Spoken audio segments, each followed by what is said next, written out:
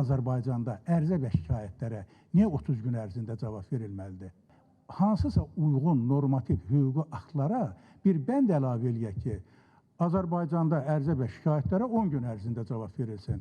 Ayın 1-də məktub yazırsanız da, elə bil ki, qəsdən gözləyib, ayın 30-da və yaxud 31-də cavab verirlər. Halbuki səbəb nədir? Torpaq mübahisəsi. Buna 30 gün düşünmək, nə bilim, nələrisə araşdırmaq, buna nəyə lazım? Buna konkret cavab verilsin ki, məsəl nədir və şikayətçi də rahat olsun, otursun. Salam əziz və dəyərli izləyicilər, yeni ildə hər birinizi xoş gördük. Ümidvaram ki, bu il hər biriniz üçün düşərli bir il olar. Və ötən il 2025-ci ili geridə qoyduq. Bu 2025-ci ildə Milli Məclisdə ən yadda qalan çıxışları sizlər üçün bir araya toplamışıq. İstəyirik ki, Milli Məclisdə bir il ərzində hansı məsələlər müzakirə olundu, hansı mövzulara toxunuldu, kimlər daha çox qalmaqallı çıxışla yadda qaldılar. Hər birini bir videoda yığmışıq, gəlin bir yerdə izləyək. Büdcəsinə qənaət başqa sahələrdə daha çox rahat həll oluna bilər və daha böyük gəlir gətirə bilər. Mən iqtisadi əsaslandırmasını bilmirəm, burada da yazılmadığına görə bir şey söyləyə bilmərəm. Amma burada nə qədər vəsait qənaət olunur ki, bir müəllim deyək ki, bir dəfə qəbula daxil olubdur, alınmayıbdır, ikinci dəfə bir də cəhd eləyir və buna vəsait ödəməli. Bildiyiniz ki, müəllim ən az demək imkanı, təminatı olan kateqoriyaya aid insanlar adəti olurlar. Biz hansısa bir qənaəti bu müəllim üzərindən niyə eləməliyik? Mənim fikrimcə biz müəllimə əksinə dövlət müəllimi axtarmalıdır. Dövlət təhsil məsələsinə yaxşı müəllim üçün imkan yaratmaq. Hacı İbrahim deyilən bir şəxsin Qaradağ rayonunda süni adalar düzəltməklə bir şəhər tikmək avanturası ilə bağlı mən məsələni xatırlatmaq istəyirəm. Mən hərdən o yolu gedəndə hesab edirəm ki, o Azərbaycanda dövlət vəsaitinin talanmasına uzaldılmış bir abidədir. Ona görə ki, o dövrdə buna icazə veriləndə birinci bu həmin o görəcək şirkətin maliyyə imkanları araşdırılmamışdı. İkinci, o işi başa çatdırmaq üçün bank zəmanəti tələb olunmamışdı. Biz vaxtı ilə tikinti məcəlləsinə bunu daxil elədik. Çox təəssüf ki, sonradan bu müddət oradan qanundan çıxarıldı ki, tikinti üçün ümumiyyətlə bank zəmanətinin olması, yəni tələb olunan sənədlərin siyasında. Əvvəlcə bu var idi, amma sonra aydın məsələdir ki, o iri tikinti şirkətlərinin lobiçi fəaliyyəti nəticəsində o məsələ oradan çox təəssüf ki, çıxdı və bu gün də şəhər salma və tikinti məcəlləsində bu öz əksini tapmayıb. Amma hesab edirəm ki, biz bu ağır nəticəni gözümüzün qabağına gətirməliyik. Siz bilirsiniz orada nə qədər insanların pulu batıb o Qaradağda, o Hacı İbrahimin avanturasında. Və o pulların da götürdü, o binanı da təhvil verdi dövlət, amma nə olsun, onun nə başa çatdırmaq mümkün deyil əlməli, nə bir şey eləmək mümkün deyil. Qalıb orada uçulub, dağılıb gedir, yarımçıq binalardır hamısı.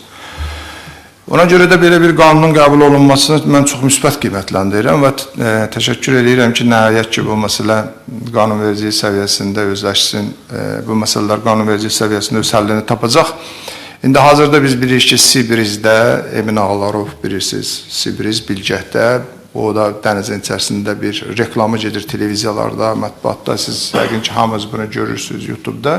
Orada dənizin içərisində bir gəmiyə oxşayan bir əyləncə yeri, həm də nə bilim, orada mənzillər də olacaq və s. və elə axır tikmək istəyir. Yəni bu qanun həm də onu tənzimləyəcək. Səvuş müəllim, siz çıxış eləmişsiniz. İndi sualınız var sizin. Sualdır. Buyurun. Təşəkkür edirəm, hörmətli xanım sədr. Hörmətli Tənzillə xanım burada çıxış elədi, qeyd elədi. Müstəqilliyə 271 nəfər səs veribdir burada parlament. O 43 nəfər özlərini istiqlal yolunda referendum əleyhinə səs verənlərdir. Onlar tamam başqa şeydir. Müstəqillik başqa şeydir. Referendum əleyhinə başqa şeydir. Biz tarixi saxtalaşdırmayaq. Tarix varsa, tarix düzgün yazılmalıdır. Ziya Səmədzadə sədrlik eləyibdir iclasa. Burada oturub bilmirəm, var yoxdur iclas salında. O sədrlik eləyib iclasa. və 271 nəfər də səs veribdi. 350 nəfər parlament üzvündən 271 nəfər. 360-dan 271 nəfər səs veribdi. Siyavuş müəllim, fikriniz aydındır. Sizin fikriniz aydındır. İndi çıxışlarda bəzi nöqsanlar olur. İndi burada olan çıxışlarda da bəzi nöqsanlar oldu. İndi mən sonra sizlə də ayrıca bir məsələni də danışacağım. Hörmətli sahibə xanım, sizə çox böyük hörmət eləyirəm mən. Və ona görə məsələni uzatmaq istəmirəm. Sadəcə gündəliyə bu müzakirə olunan məsələyə də müsbət yanaşıram. Mən buna cavab verməsəm olmaz. Çünki Siyavuş müəllim mənə saxtakar dedi. 7 mart tarixi 91-ci ildə sirrin bərpa olunmasıyla bağlı referendumun keçirilməsi ilə bağlı idi. Deputatların cəmi 43, içində də Heydər Əliyevin o 43 kişinin içində təmsil olunmasından əleyhinə səs vermişdilər.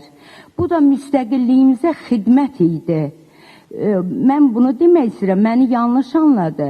Mən o zaman bu proseslərin canlı şahidi idim və o müstəqilliyimizi qazanan o insanların içində ən çox qadınlarımız ön sıralardaydı. Mən o zaman, bax, tarixi elə yazırdıq biz, müstəqilliyimizə gedən yolda mübarizə apara. Mən çox istəyərdim ki, o bugün dövlət çevrilişində əli olan, Azərbaycan dövlətinin ən yüksək məqamlarını işğal etmiş Ramiz Mehdiyevin əleyhinə 10 il bundan qabaq Siyavuş Novruzov bir cümlə deyib tarix yazaydı. Tənzilə xanım, siz eşitdiniz ki, mən Siyavuş müəllimin çıxışından sonra mən dedim ki, Siyavuş müəllim, bəzi məsələləri biz danışarıq. Sözsüz ki, Azərbaycan xalqı və gələcək nəsillər bu xəyanəti heç vaxt bağışlamayacaqdır. Və əlbəttə ki, kimliyindən və tutduğu mövqedən asılı olmayaraq dövlətçiliyimizə, dövlət başçısına, möhtərəm prezidentimizə qarşı xəyanət edən hər kəs, eləcə də Ramiz Mehdiyev və onun silahdaşları qanun qarşısında mütləq cavab verəcəkdir. Azərbaycan xalqı və ictimaiyyəti öz dövlətinə, prezidentinə, liderinə inanır, güvənir və hər zaman onun ətrafında sarsılmaz birlik nümayiş etdirir. Öncə layihəni həm konsepsiyasına, həm də əsas hədəflərinə görə tamamilə müdafiə etdiyimizi bəyan eləmək istəyirəm və açığı düşünürdüm ki, bəlkə keşkə bu layihə büdcə paketindən öncə müzakirə olunsaydı. O halda layihənin ümumi müddaları ətrafında burada qeyd edilən terror mediasının o bəlli tezisləri də bəlkə bu dərəcədə pandemiya kimi, epidemiya kimi yayılmazdı. İkincisi, biz nəhayət başa düşməliyik ki, Cənab Prezidentin uzun 10 illər bəyan etdiyi qeyri-neft iqtisadiyyatını qurmaq, neftsiz iqtisadiyyatı bərqərar eləmək strategiyası nəhayət müəyyən ağrılı mərhələlərdən keçərək baş verməlidir. Bu konsepsiyanın əsas hədəfləri ona istiqamətlənibdir.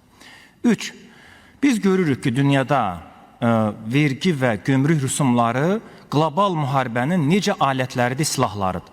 Trump onu çox uğurla tətbiq eləyir. İndi Amerika ənənəvi hərbi sistemi ilə, silahları ilə, ordusu ilə hərəkət eləmir.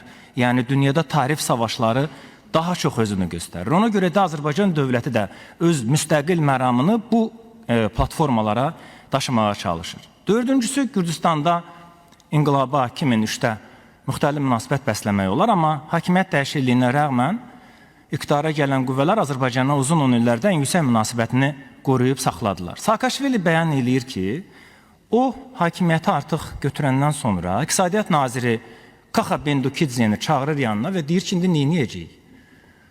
Və təbii ki, o deyir ki, əgər əvvəlki hakimiyyətdən fərqli bir işləri görmək istəyirsə, birinci vergi dərəcələrini sadələşdirməliyik ki, onu pinəkçilər də, dülgərlər də, rəngsazlar da başa düşsünlər və nəhayət Gürcüstanın özünün həyatında bir qədər o qeyri-qanunu hadisələr iqtisadiyyatda daha çox tuğyan eləyirdi. Məlum adlar var, epitetlər var, istəmirəm onu işlədəm.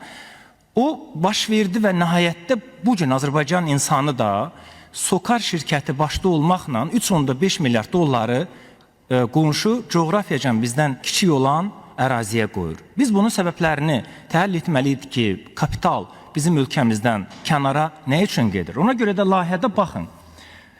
Deməli, kapitalın ölkəyə qaytarılması 14%-dən 5% endirilməsi təqdir olunacaq hadisədir. Rüsumsuz ticarət mağazalarında ticarətə aparılan mallar üzərində ƏDV və aksizlərin güzəştinin verilməsi əksinə malların qiymətlərini ucuzlaşdıra bilər və bunu biz təbliğ etməliyik. Media subyektlərinə tətbiq olunan güzəştlərin daha 3 il davam etdirilməsi, sadələşdirilmiş verginin 200 min manatdan 400 min manata artırılması və s. Burada Naxçıvanla bağlı məsələni ayrıca vurğuladılar. Gerçəkdən də cənab prezidentin Vətən müharibəsində qələbəmizdən sonra bir neçə dəfə bu məsələyə ayrıca yer verməsi, bir neçə gün öncə cəmi 3 il əvvəl təyin olunmuş şəxsin yenə də vəzifədən azad edilməsi və ora yeni şəxsin təyinatı da Naxçıvan güclənməlidir və cənab prezidentin o fikrini olduğu kimi səsləndirmək istəyirəm. Biz elə etməliyik ki, Şərqi Zəngəzurla Naxçıvan vahid iqtisadi inkişaf strategiyasında birləşsin. Dünyada eksklavlar çoxdur. Alyaska Amerikadan, Kaliningrad Rusiyadan, bir neçə onlarla ölkənin, Almanya, İtaliyanın həyatında bu cür coğrafi olaraq ayrı düşmüş bəlli tarixi səbəblərdən ərazilər var. Cənab prezidentin strategiyası Naxçıvanın o qədər, bəlkə də əvvəlki o bizim ərazilərimizin işğal olduğu dövrdən də qat-qat artıq inkişaf etdirməsi ki, qarşıdakı dövr, Azərbaycanın hədəfi, kommunikasiyalar açmaq və biz coğrafi birləşməyə imkanımız dərhal ona işğal adlandıracaqlar. Amma bu cür birləşməni özündə ehtiva edir. Ona görə də Naxçıvanla bağlı verilən, yəni azad torpaqlara, güzəşlərin eyni rejimdə bura tətbiqini tamamilə alqışlayır. Palatanın rəyində qeyd olunur ki, İqtisadiyyat Nazirliyinin nəzdində olan 10.005 qeyri-dövlət obyektindən yalnız 3.000-i, yəni 30%-ə qədəri icarəyə verilib. 2 il əvvəl azad olunan Xan kəndində isə 540 obyekt çox asan şərtlərlə, hələ əhalinin məskunlaşması orada getmədən insanlara verilib və çox böyük bir canlanma yaranıb. Deməli ki, ölkə rəhbərinin Qarabağda uğurlu modellər ölkənin digər ərazilərində də tətbiq eləməliyik sözünün mənası oydu ki, o 7.000 obyekti də çox asan şərtlərlə, bəlkə bir sıra hallarda sıfır vergi ilə, yalnız iqtisadi dəyər yaratma amilinə görə vermək lazımdır. Möhtərəm prezidentin verdiyi amnistiya ilə bağlı. Həqiqətən insanlar, qadınlar, balalar, anaları, bacıları, görün nə qədər insan sevinəcək. Bu çox mühüm bir aktdır və millətin bugün yeni il qabağı sevincidir və çox arzulayıram ki, və bu jurnalistlərə də deyək ki, şamil olunsun. Bir çox jurnalistlər həbisdədirlər. Onlara da şamil olunsun. Düzdür, günahları var, cinayətləri var.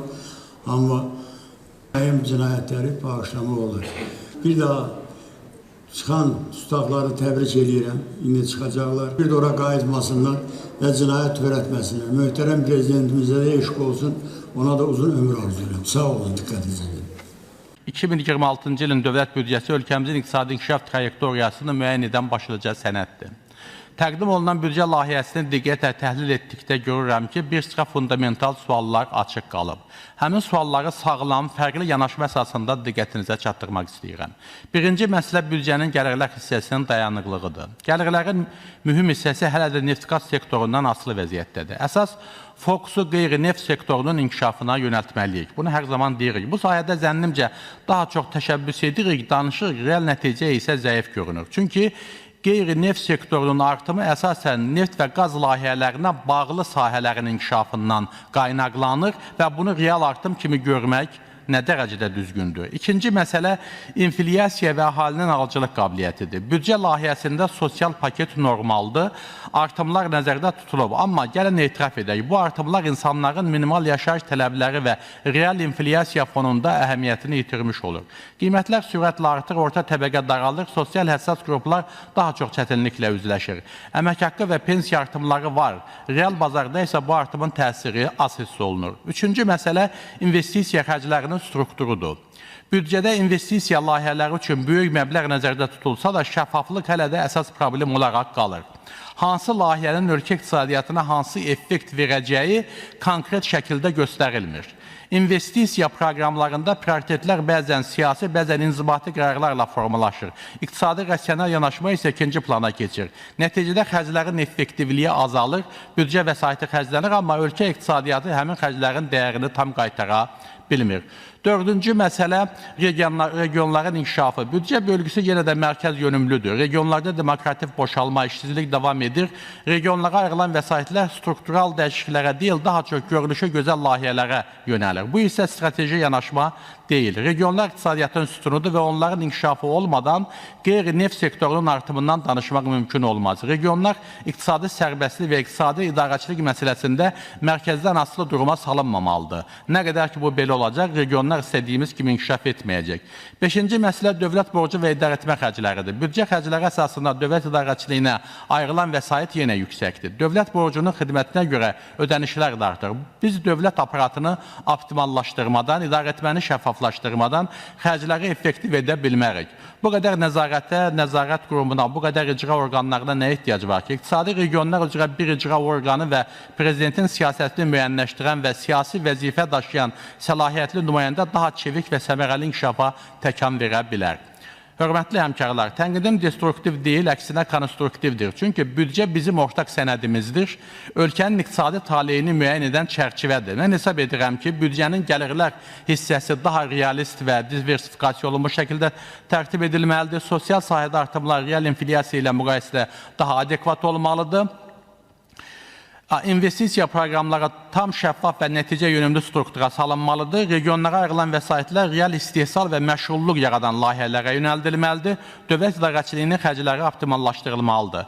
Büdcəni ilə tərtib etməliyik ki, vətəndaş gündəlik həyatında onun müsbət təsirini hiss etsin. Bu isə yalnız rəqəmlərlə deyil, real iqtisadiyyatın real vəziyyətini qəbul edib, ona uyğun real addımlar atmaqla mümkün ola bilər. Sonda isə hökumət üzvlərini xalqla, sahibkarlarla, cəmiyyətlə, ekspertlərlə, alimlərlə, institutlarla, vətəndaş cəmiyyəti nümayəndələri ilə daha sıx işləməyə, vətəndaşların evlərini ziyarət etməyə dəvət edirəm. Bu təklifi keçən dəfə də vermişdim. Baş nazir Əli müəllimə təklifə isti yanaşdığı üçün təşəkkür edirəm. Problemlər kabinetlərdə yox, vətəndaşın evində, həyatında, bağçasında həll edilsə daha effektiv olar. Mərkəzi Bankın bu məsələdə öncül olduğunu görürəm və təşəkkürümü bildirirəm. İqtisadiyyat Nazirliyinin də bir dəfə analoji toplantısını gördüm. Bu vacibdir. Milli Məclis bu məsələdə nümunə sayıla bilər. Hörmətli Sahibə xanımın təşəbbüsü ilə Milli Məclisdə müntəzəm olaraq ictimai dinləmələr keçirilir və fərqli fikirlər eşidə bilirik. Təşəkkür edirəm, xanım sədr.